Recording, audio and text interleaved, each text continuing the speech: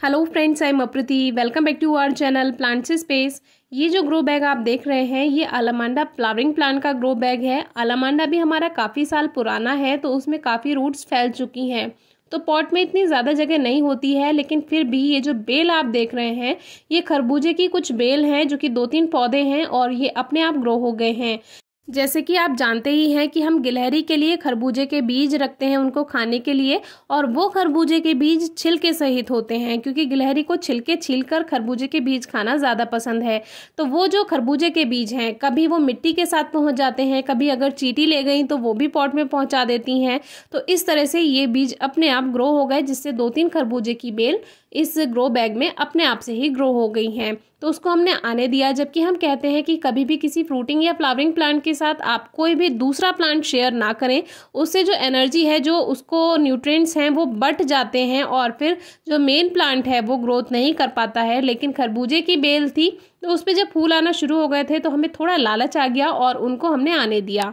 लेकिन जो और फल उसमें बने वो पीले होकर झड़ गए, और उसकी वजह ये थी कि ग्रो बैग में इतनी जगह नहीं है क्योंकि अलामांडा पुराना प्लांट है, ऑलरेडी उसमें रूट्स काफ़ी ज़्यादा हैं तो जगह मिट्टी में बची ही नहीं। तो फिर भी ये बेल ग्रोथ करती चली गई और एक खरबूजा हमें बेल पर मिल गया। साइज़ बड़ा नहीं है क्योंकि बहुत ज़्यादा केयर नहीं की, अपने आप प्लांट्स ग्रो हो गए थे तो ऐसे ही ग्रो होने दिए और नॉर्मल केयर में ही देखिए हमें एक फ्रूट मिल गया। तो इससे ज़्यादा खुशी की बात और क्या होगी कि बिना ग्रो किए, बिना देखभाल किए आपको आपके ही टेरेस गार्डन में खरबूजा मिल जाए या कोई भी फल मिल जाए तो बहुत खुशी होती है।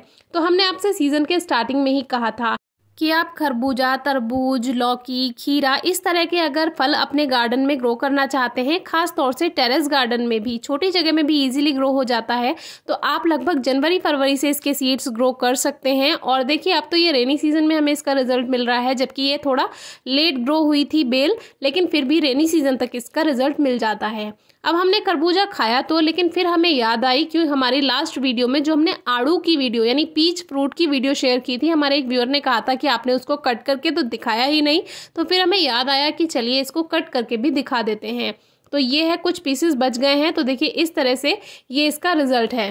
अब खरबूजा हमने थोड़ा सा जल्दी तोड़ लिया क्योंकि आपको पता ही है कि हमारे यहाँ काफ़ी ज़्यादा बंदर हैं, जिसकी वजह से हमें पौधों को, फूलों को, फलों को थोड़ा सा बचा कर रखना होता है क्योंकि हमारे चैनल पर भी तो हमें शेयर करना है आप सभी से, इसीलिए। बाकी ऐसा नहीं है कि बंदरों को कुछ नहीं मिलता है खाने को, हमारे यहाँ बंदरों के खाने के लिए कोई कमी नहीं है। फूल पत्तियाँ काफ़ी हैं और टाइम टू टाइम फल आते ही रहते हैं। जैसे पहले आम आए थे, फिर आड़ू आए थे, शहतूत आए थे, अब आजकल अमरूद आए हुए हैं।